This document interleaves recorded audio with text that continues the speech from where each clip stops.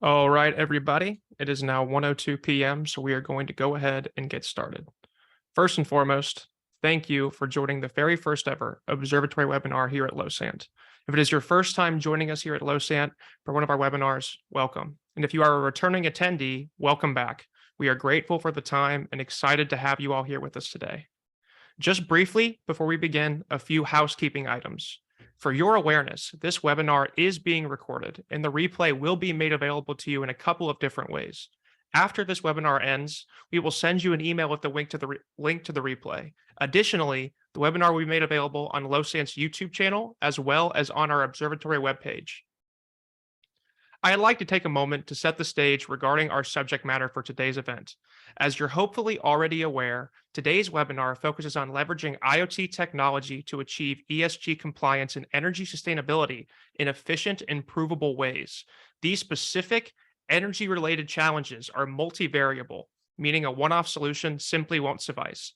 That's why, as you can see in this graph, these three companies, MeasureLogic, MSA, and Losant, have come together because complex problems require complex solutions. Again, as you can see on the graphic on your screen, we have worked together to cultivate a sophisticated end-to-end energy monitoring ecosystem, one that when utilized correctly can be extremely powerful from a business outcome and ROA perspective. And now to introduce today's speakers. Again, my name is Patrick Smith, and I will be your host today. Also joining us today is John Stratford, president of MeasureLogic. MeasureLogic has been designing, manufacturing, and selling innovative and cost-effective energy meters for more than 20 years. Additionally, we're excited to welcome Richard Theron, the senior product line manager for MSA Safety. MSA Safety is a $1.4 billion manufacturer of safety equipment with a global staff of approximately 5,000 people. Their field server suite of automation gateway products is quietly at work, on site, or in the cloud at over 100,000 locations around the world. From the Losant side, I am pleased to be joined by Kevin Niemiller, our solutions architect. And now a little bit about the Losant customer ecosystem. Losant is a leader in the industrial, telecommunications, and smart environment spaces, and we've offered this platform to a range of customers, including those in the Fortune 100. So if you are interested in learning more, please reach out and we'd be happy to set up some time for a much more in-depth conversation. Throughout the webinar, you may have questions that you'd like to ask. I would like to point out a couple of key features in the Zoom conference. You can use the Q&A feature or the chat function to post questions, and I will be monitoring those throughout this call. At the end of this presentation, I will moderate a Q&A session with all of these posted questions. Today, we plan on talking about leveraging IoT technology to achieve energy sustainability. John and Richard will walk us through an energy monitoring use case that touches on installation, monitoring techniques, and level of complexity. They will also cover the benefits that come with energy monitoring, such as driving energy savings and supporting regulatory compliance. John, I will hand it over to you. Thanks, Patrick. Welcome, everybody.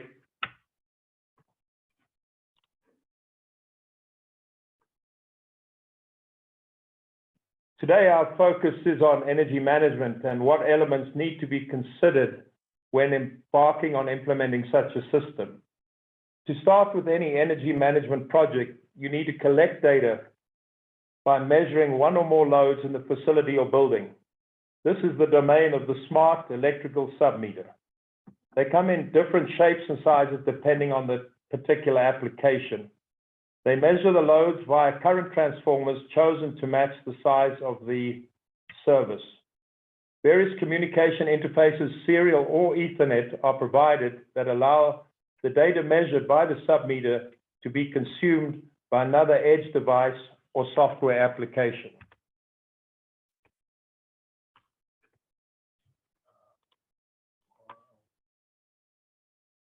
It is clear that if we want to implement one or more energy-saving strategies, we're going to need to measure and collect the data.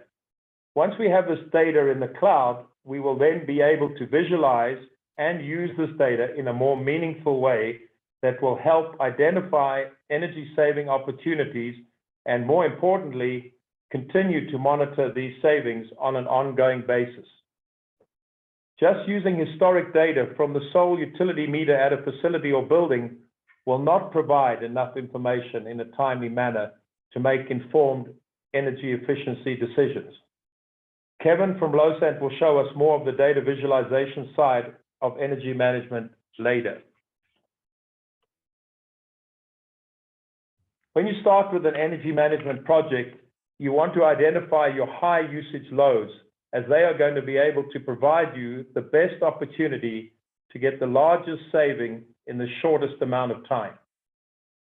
A big mistake that can be made is that once you have installed your submeters, push the data to the cloud, that by some small miracle, you will start saving money. Unfortunately, no. The hardware and software will only cost you money.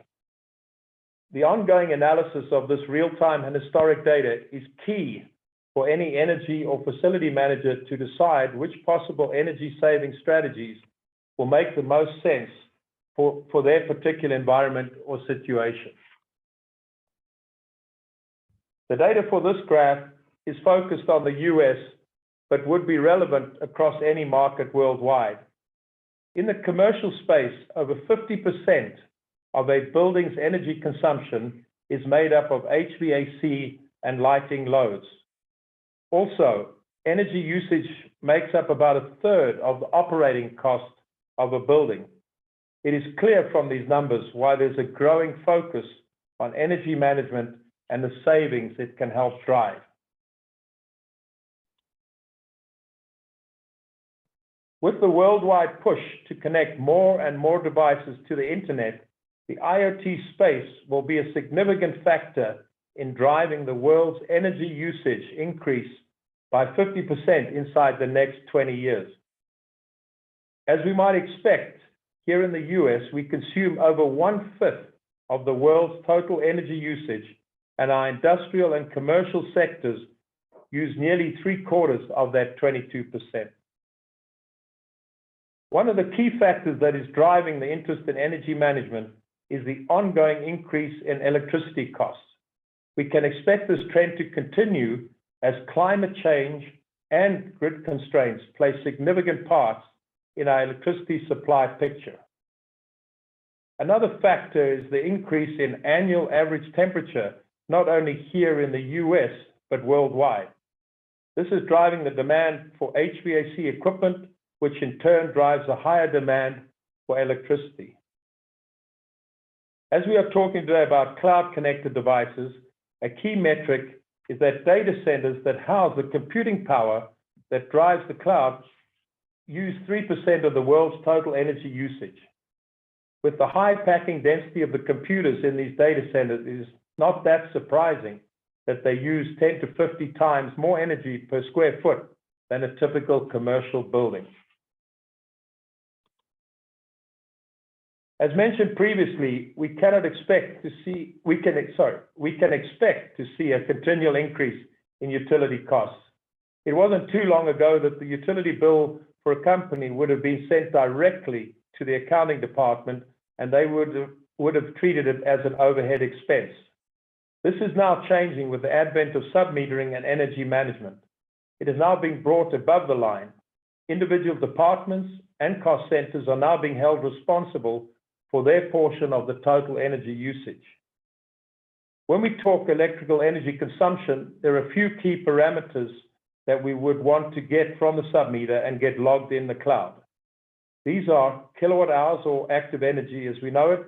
This is shown on a bill as so many cents per kilowatt hour. Maximum demand. This is becoming more widespread with the constraints on the power grid. Maximum demand in simple terms is the maximum power used in a sliding 15-minute window over a typical monthly billing period.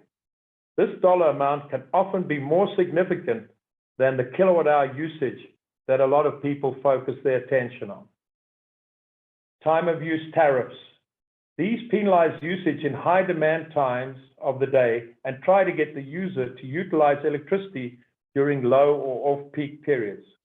You are seeing this come down even into the residential space with the increase in electric vehicle charging taking place at homes. And in some states, there are even penalties now for low power factor. What to submeter? This is always one of the first questions raised when discussing energy management, and there will never be one answer fits all. The more data you collect, typically the better the ability to make good informed decisions. It does, however, come to a law of diminishing returns for single loads when the cost of the meter, installation, etc., far outweighs the possible savings that can be achieved. A very easy first step for people wanting to get into energy management can be a single check submeter mounted alongside the existing utility meter at the entrance of the facility or building. This gives you real-time insight into your energy usage profile throughout the billing period, rather than waiting for the utility bill at the end of the month, which provides you historic data and delayed real-time data at best.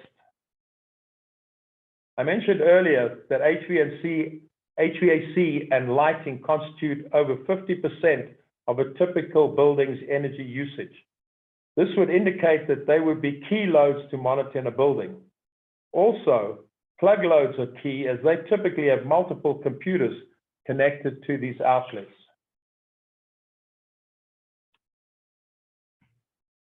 Once we have deployed the submeters, connected them to the edge gateways, and pushed this data to the cloud, as mentioned previously, we need to do something with this data.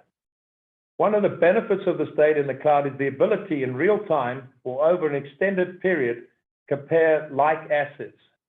This will highlight which assets might not be performing as expected.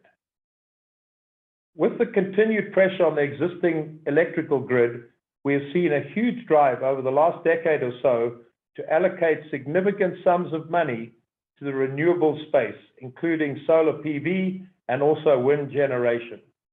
We will look at this in some detail in the upcoming case studies. Having these assets on site provides the building managers more flexibility to implement cost-saving strategies. State and federal rebates are available to help with the upfront capital cost. One of the key goals for implementing an energy management system is to drive down costs.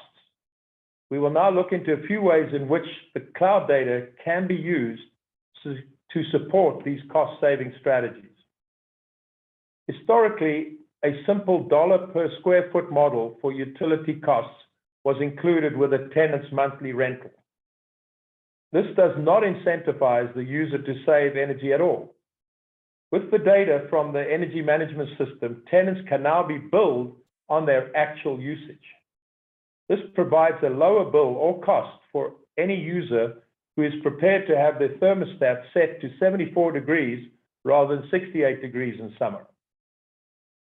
In industrial facilities, submeters can now provide each cost center, area, or even each individual process line with its own energy usage cost. This can also highlight a more realistic true cost to manufacture a specific item. For example, an extrusion line making plastic bottles.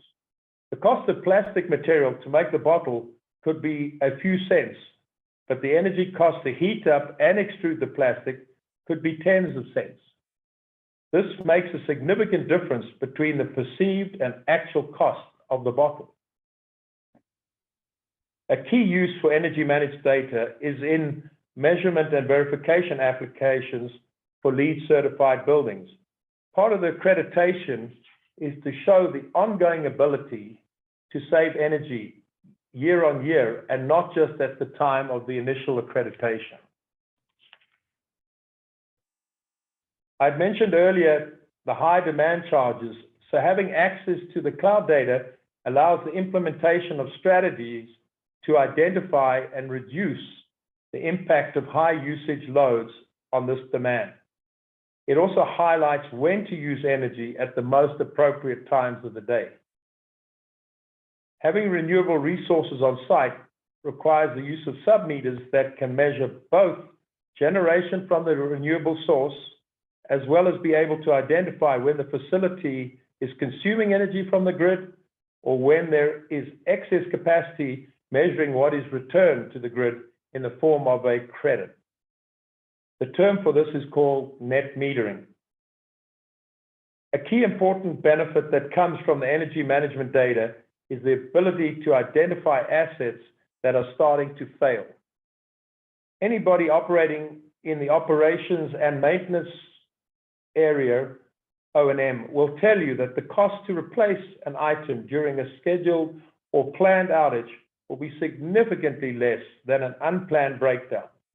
Murphy typically makes this happen at 2 a.m. in the morning or over a weekend. Now I'd like to change gears a little and move from the theory and highlight 2 real-life energy management use cases that MeasureLogic has been involved with. The first one is a hangar and building expansion project at an existing civil airfield. And then the second one we're going to look at is a large residential apartment complex. The hangar expansion use case. This project took place at a local civil airfield in Phoenix, Arizona. The airfield has been in existence for over 80 years and was built initially to train World War II pilots. The scope of the expansion project was to add 6 new hangar buildings.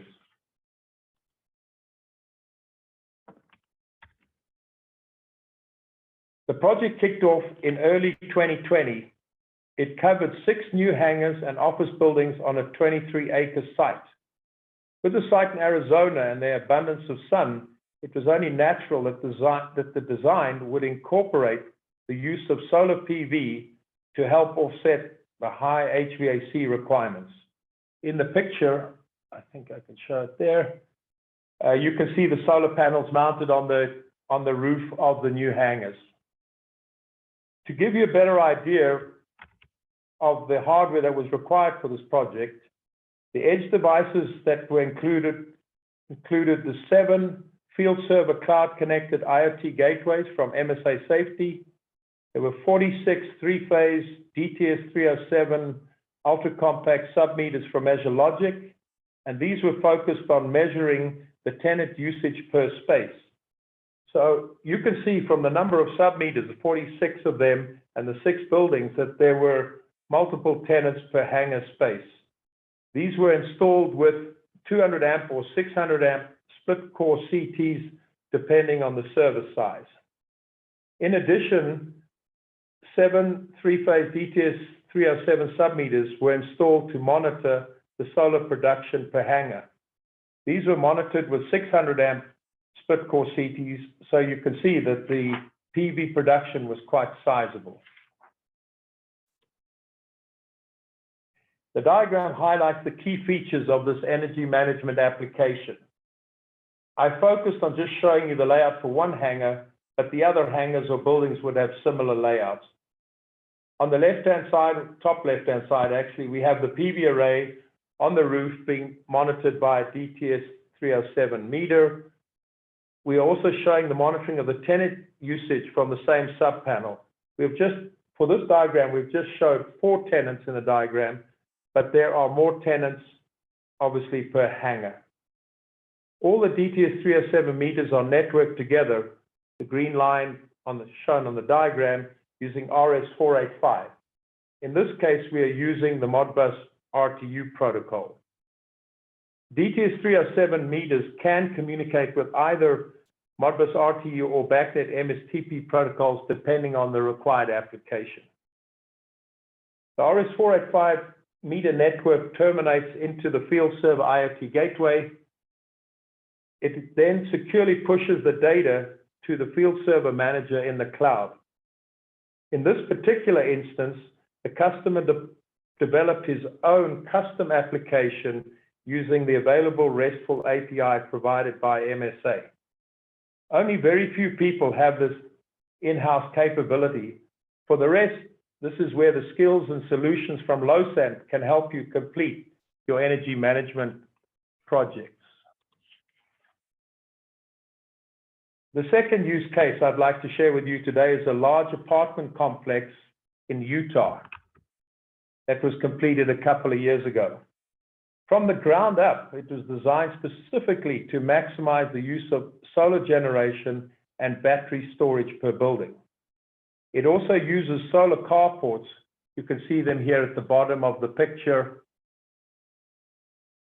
to provide not only shade for the tenants' vehicles, but at the same time generate energy to supply power for the installed EV chargers.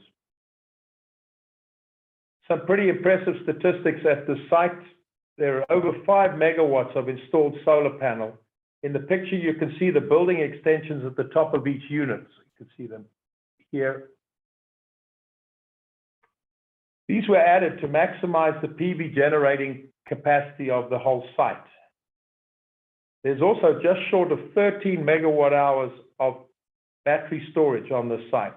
This provided the owner of the apartment complex the ability to have negotiated a buyback contract with the local utility for any excess generated energy. The layout of this project with regard to energy management was as follows. There are 22 apartment buildings on the site.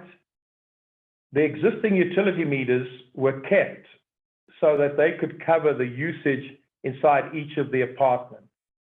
Per building, 2 additional 200 amp panels were installed to cover common space loads, including internal and external lighting, internal plug loads, and EV chargers.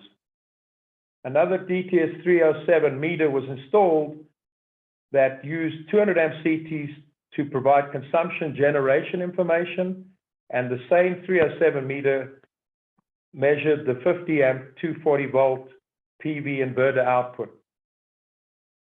The pool and spa areas were monitored separately from the 22 apartment buildings.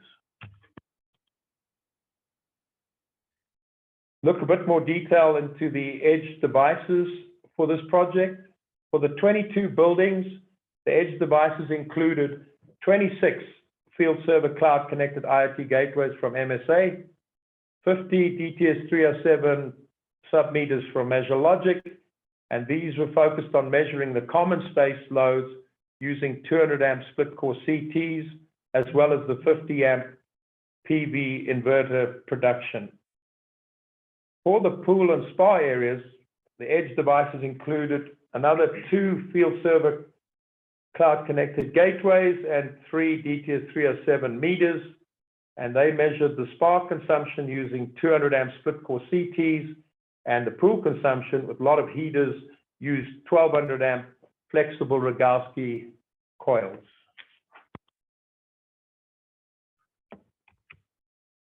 Got a couple of pictures to show you here. On the left-hand side, the 2 DTS 307 sub-meters and the MSA gateway. This is the power supply that's driving the gateway. For this project, we used the hardwired LAN interface from the field server gateway to connect to the apartment complex network, and from there to the cloud. You can see the Ethernet cable here, and you can also see the Wi-Fi connection. For the pool and spa areas, the wireless capability of the field server gateway is being used to connect those DTS 307 meters to the network. On the picture on the right-hand side, we have the common space sub-panel with 2 by 200 amp CTs. There you can see the CTs there. That would connect to one of the DTS 307 meters shown in the other picture on the left-hand side. Here is the diagram again for this particular application. I've just focused for clarity on just one of the 22 buildings, as well as the layout for the pool and the spa. So for the 22 buildings, you can see that DTS 307 meters is designed to measure the solar from the PV on the roof, as well as the 12240 volt utility connection of the sub panel. This saves a lot of space in the panel, as well as reduce the overall cost of the installation. Again, as mentioned previously, we use the RS485 Modbus connectivity between the DTS 307 meters and the field server gateways. For the pool and spa areas, we have the PV generation, pool loads, and spa loads being measured with the DTS 307 meters, and they are also connected using 485 to their own field server gateways. All the gateways from the residential buildings connected to the cloud using the installed hardware LAN. And as mentioned previously, the pool and spa DTS 307 meters are connected to the network using the Wi-Fi. Like the Hangar use case, the customer used the provided RESTful API interface to develop their custom applications. Also mentioned before, Losant are able to provide these visualization tools and dashboards to others. You've heard me mention several times today the field server edge gateway from MSA Safety. So I would like to now hand over to Richard Taron of MSA Safety to give you more details on this edge device. Over to you, Richard. Thank you very much, John.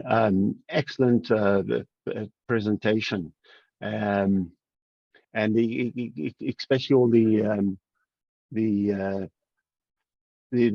figures that you shared with us, just highlighting the importance of energy management and what we need to do going forward. I just wanted to go back to the diagram that was shown a little bit earlier, to where the field server actually sits in the overall architecture of the solution that we're discussing today. And as the name actually says, field server, the device is actually taking data from the field and serving it up. And with different ways of connectivity, and thanks, John, for mentioning two of them. We've got a Ethernet interface, we've got Wi-Fi interface, and cellular. For those hard to get to sites, we can push that data up into the cloud. And I just wanted to touch on one other successful case study that Field has been part of, Empire State Building. All the tenants in Empire State Building have got tenant meters in there, and they're all held responsible for reducing their energy costs. So let's go a little bit further into the field server and what it is. One of the strengths on the field server is that we've been in the protocol business for close to 25 years, and we've got about 144 different protocols in there. So what does that mean to the end user? It's just our breadth of experience with these protocols, and to know when it comes to site connectivity that it's going to work. And with regard to reliability and knowing it's going to work, a lot of our protocols actually meet the industry standards. One of our common protocols is BACnet. So with BACnet, we go through to BACnet International, and we are certified by the BTL Labs. Ethernet IP from Rockwell Automation, amongst others, ODVA, Modbus, and there are multiple certifications that we've got for our different protocols to ensure that when it goes to site, it works, and it works well. Other services that the field server offers, so at the same time that it's moving data from the field up into the cloud via different connections, and Ether, Wi-Fi, or cellular, we can actually come back into the devices that are connected to. We have OpenVPN if you wanted to get to those devices in the field, reprogram them, do diagnostics. Or something we call proxy tunnel. If the devices have a web interface, we can get to those web interfaces for commissioning and/or diagnostics. As John said, we consider it an edge device. So as an edge device, we have logic built in. and energy metering, you might have multiple energy points, and you want those energy points to be total. So you've got a total of energy consumption. You could need some math on your data, and that can be done on the edge within a product like the field server.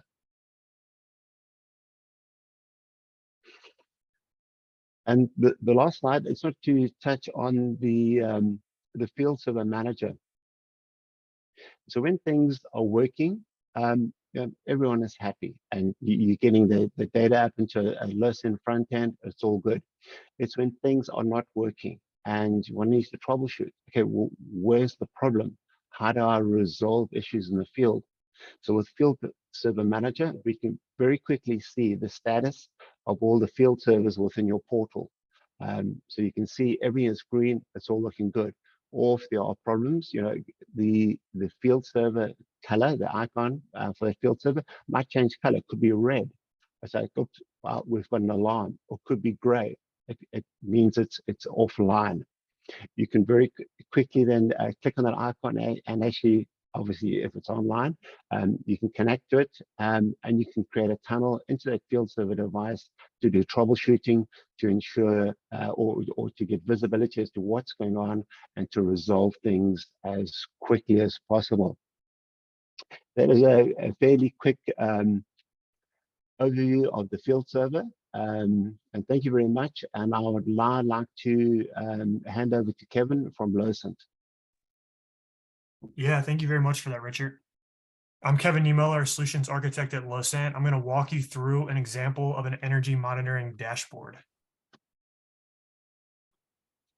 Before we jump into that, let's take one more look at this architecture diagram and dive a little bit deeper.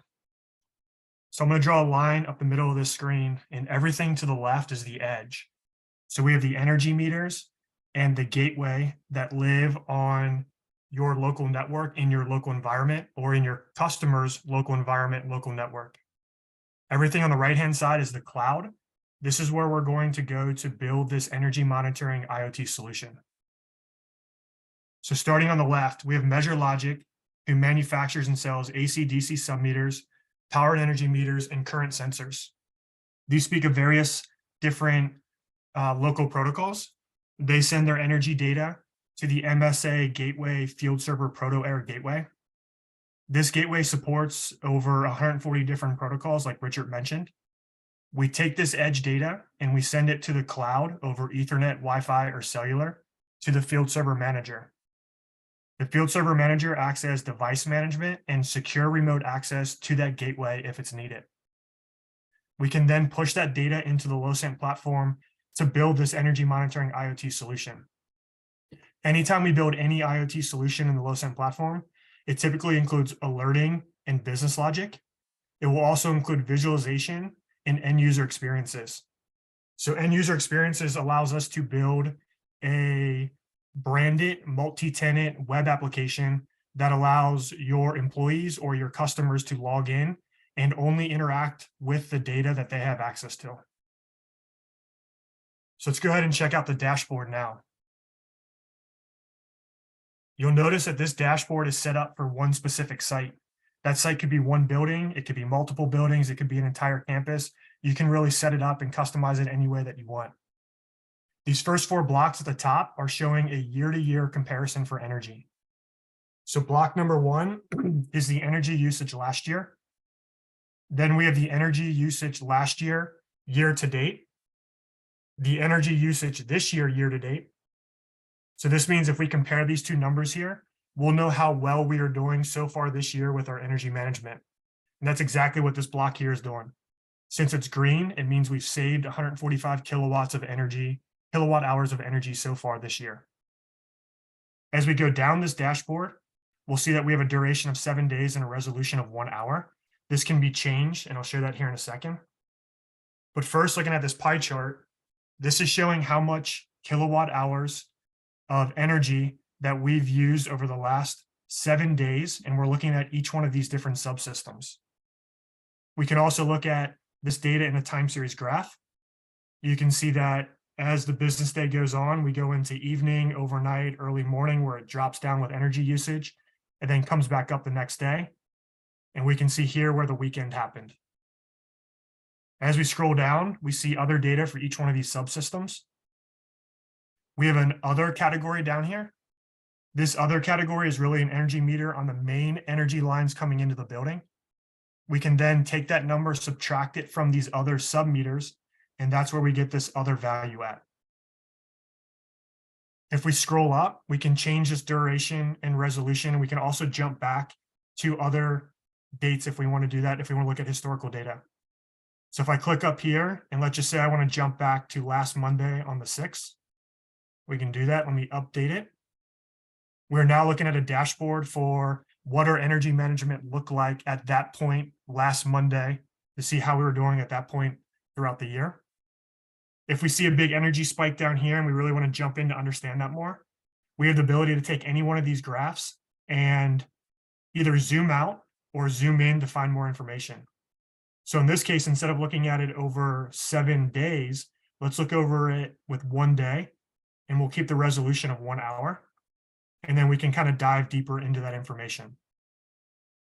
We also have the ability to click on any one of these subsystems to get more information.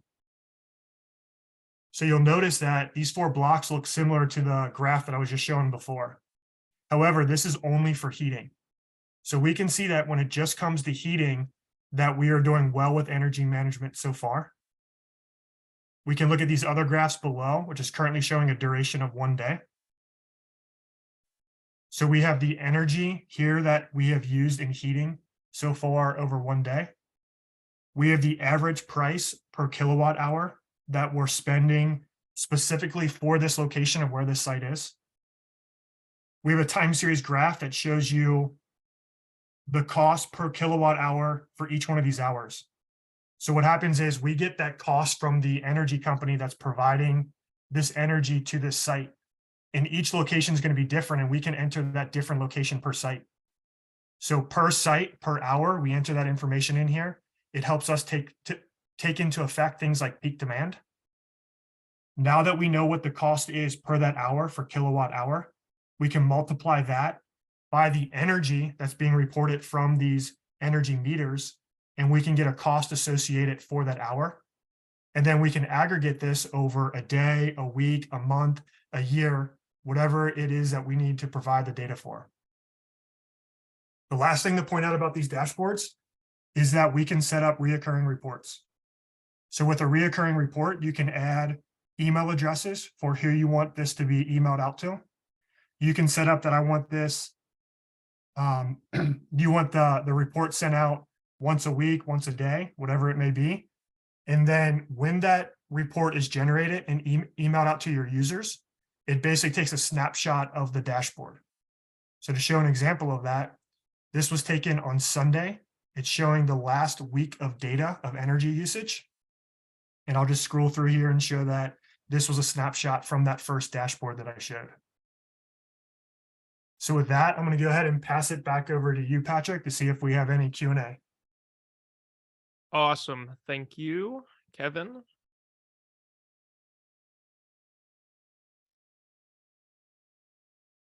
Thank you again, Kevin, and thank you to Richard and John for the highly informative presentations as well. Before we move on to the Q&A, we'd like to take a moment to make a few final call-outs. First, we'd like to call attention to 2 exciting webinars we have coming up very, very soon. On March 28th, I will be joined by Losant's Chief Product Officer, Brandon Canaday, as he provides a technical deep dive into an exciting new feature called Resource Jobs, with a special focus on how to use them to deliver real-world use cases. Additionally, we'd like to invite you to once again join Brandon and I along with Andrea Ricetta, Head of Customer Success for Pro Business Unit Arduino, to learn how the Arduino Pro line of high-performance and enterprise-ready boards can be combined with Losant Edge Compute to accelerate time to market for your edge computing use cases. Check out either of these webinar pages on our website for more information. We'd also like to share some additional resources for anyone looking to learn more about the important topics we cover today. To see a hands-on demonstration of Losant's low-code IoT platform, visit the demo link you see on the top. Below that, we provided a link to our ESG and IoT web pages, a great place to venture for anyone looking to learn more about the powerful potential this partnership can represent. For specifics about utilizing IoT to power your smart environment, visit the third page on the list. Last but not least, head to the final URL for more on the Losant platform's flexible yet highly informative data dashboards. Now, we have a couple of questions that have come in through the chat. If you have any questions at all, please make sure to put them in the Q&A section of the software. We'd be happy to answer them. First question is from Karthikeyan. I think it's for John. Why are 26 gateways required for only 22 buildings?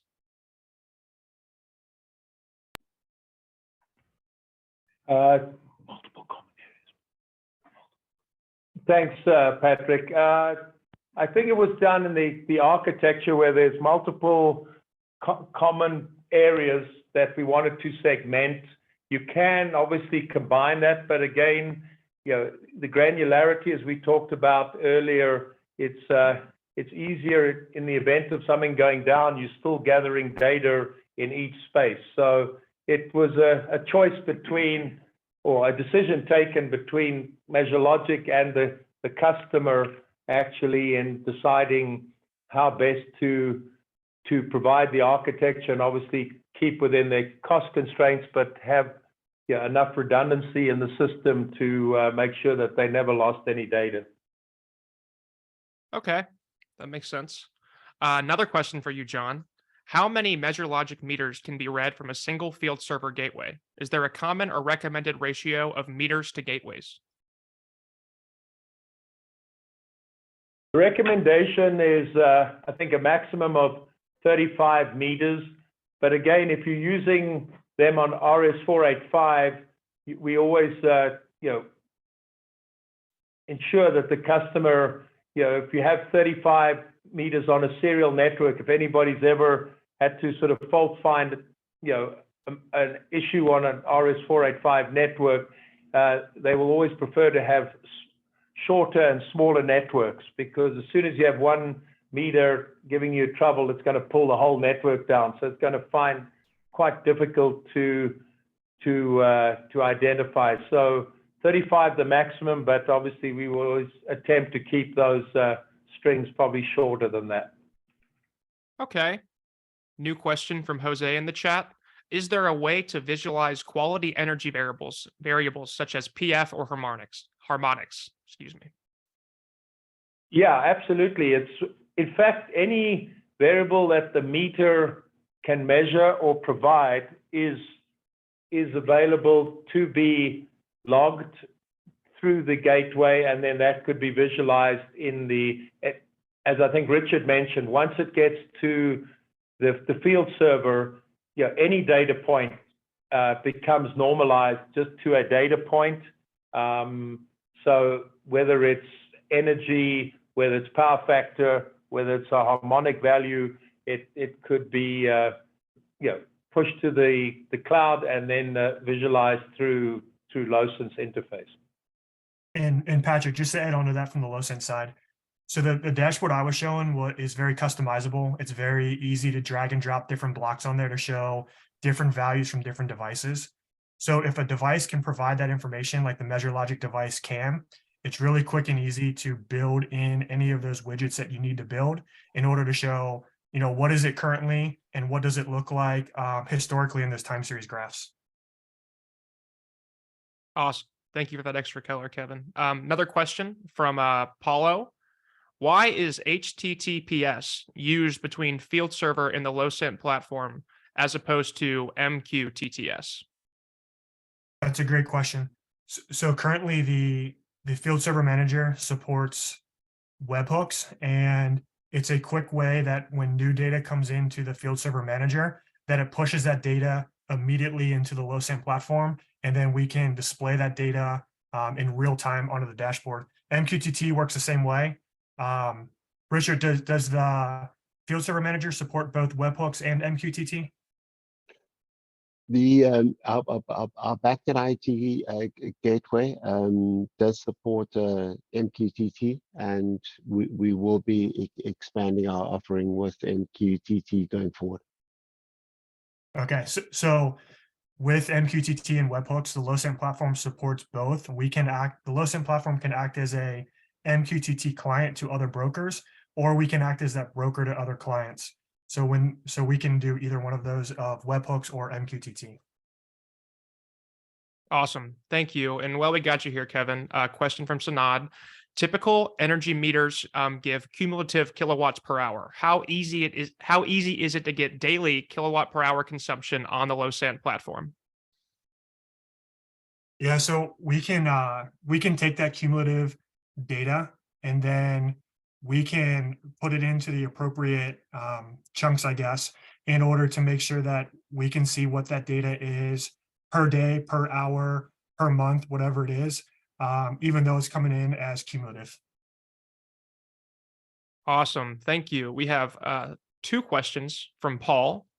Question 1, how do you ensure that the data from the gateway reaches the cloud if the gateway is on the end customer's LAN? Is that transparent due to the VPN and or a firewall policy has to be set on the end customer firewall? How open are the customers to adding policies onto their firewalls? For the field service to be connected to the cloud / internet, we use standard ports, ADN 443. So the majority of the time, there are no additional policies that are required because the field server originates the connection. So as far as the IT side, it could be someone just browsing the internet. They're just seeing internet traffic going out. So that there are no specific ports that have to be opened to get data up into the cloud.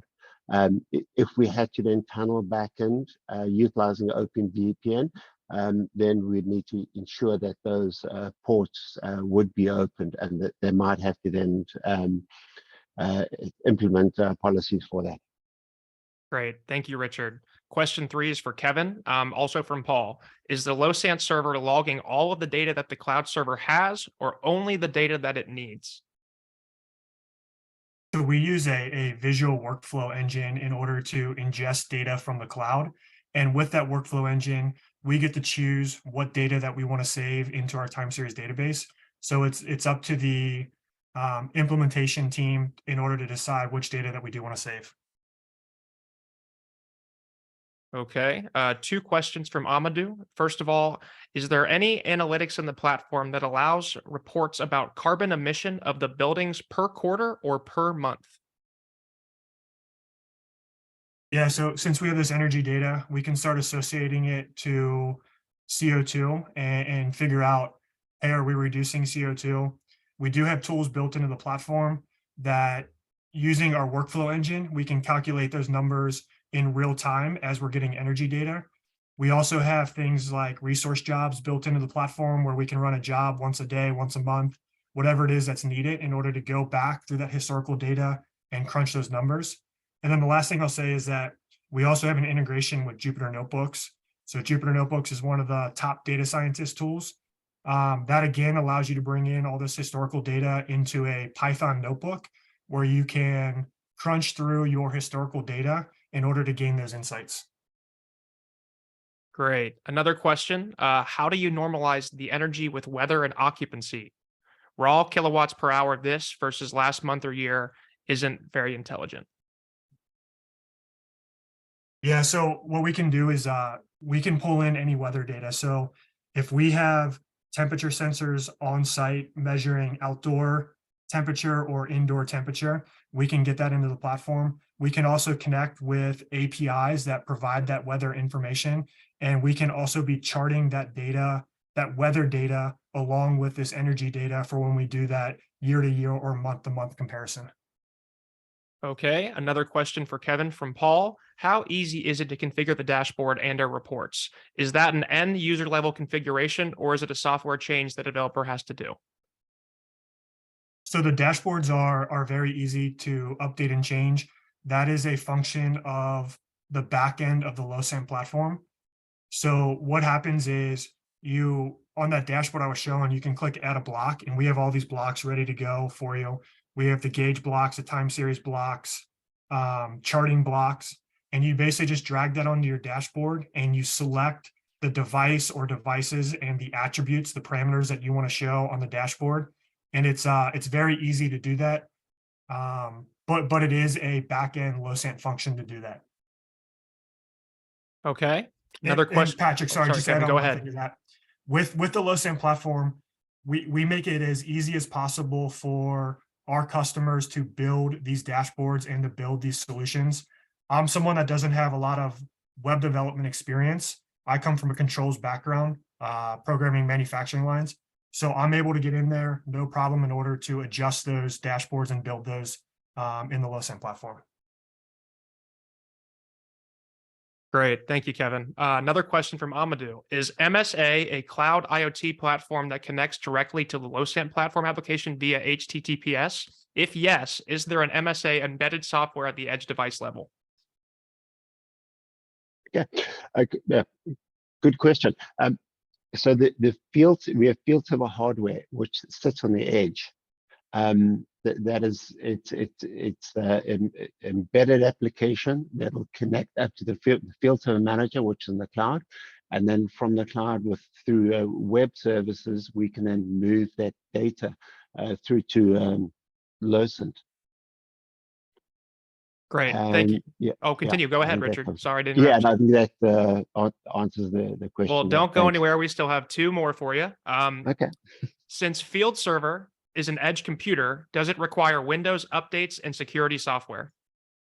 It does. It does not run Windows. It is a proprietary application, and then with regard to software or security, we, on an annual basis, we go through penetration testing to ensure that there are no open ports, there aren't any vulnerabilities.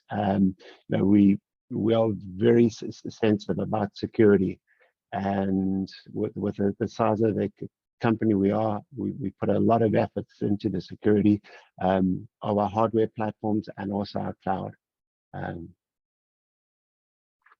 Excellent. Thank you, Richard. This next question is an all play, and it's a really important one, I know, regarding ROI, where I know we're all looking to, make some money back on our efforts here. So this question is, when do customers typically see an ROI on these energy monitoring solutions? If I can lead with that one. From my experience, we've dealt with large universities in the past, and it all depends on what is implemented for energy savings.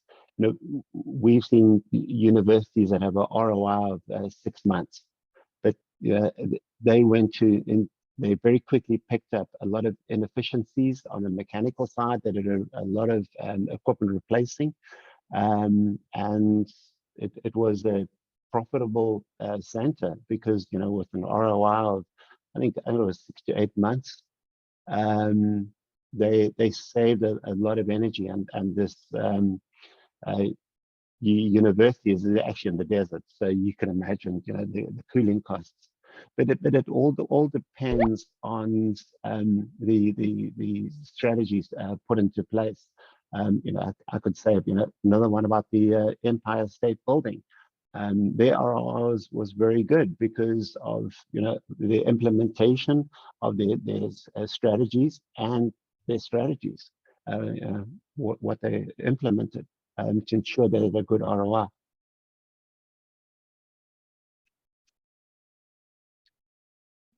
Patrick, I might comment a little bit here from the projects we worked on. Typically, new building construct, the ROIs take longer because the buildings have been designed, as mentioned in my presentation, with sort of energy efficiency in mind, with obviously new equipment as well as new materials, etc. But most of the ROI that Richard was talking about, sort of 6, 8 months, 1 year, can come from retrofitting existing buildings where typically they're 10, 20, 30, 40 years old, and the mechanical equipment is outdated, as Richard mentioned, etc., etc. Lighting obviously is an easy one to do. So the same as I mentioned in my presentation, go for the low-hanging fruit first. Typically gets you the quickest ROI, and then you typically can build out the energy management. To Kevin's point, I mean, adding extra dashboards once you add additional metering and other gateways is really easy. So we would always caution people to rather start at the higher level of the metering, and then when you identify, you know, a real hotspot of consumption, then build out the metering in that particular space, and then from the data you collect in the cloud, you can then, you know, be able to identify what's causing that high energy usage and what can be done to recover it. So I think it's an ongoing thing. It's not a one-hit wonder. You need to develop a strategy, and continue to look at it and see the benefits that it's producing, and if not, then change tack. And just to add one thing from the Losant side, is that when we see our customers start to realize that ROI, they want to continue to start automating their steps in order to continue to cut energy. So what we typically see our customers start doing is they might start adding occupancy sensors to conference rooms and different spaces throughout their facility and connect those to the Losant platform. We can also connect into the HVAC system or the lighting system, since John mentioned lighting uses a lot of energy. Now we have all this data coming in the platform, we can start orchestrating these different systems together. So if we don't see occupancy in a conference room or a huddle room, or we're connected to the conferencing center, we know that there's no conference coming up, we can turn the heat down or turn the lights off and do different things like that. And then we can look back onto our energy monitoring dashboard over time to see if we're continuing to get more and more ROI from those steps. Awesome. 3 great answers. Thank you so much. And with that, I think we're going to go ahead and wrap up today. So thank you, everyone, for your great questions, and to Richard, John, and Kevin for helping us through this discussion. Please be sure to connect with Losant, with John and Measure Logic, and Richard and the MSA team via the contact information and web URLs on your screen right now. Thank you for your time, and have a great afternoon.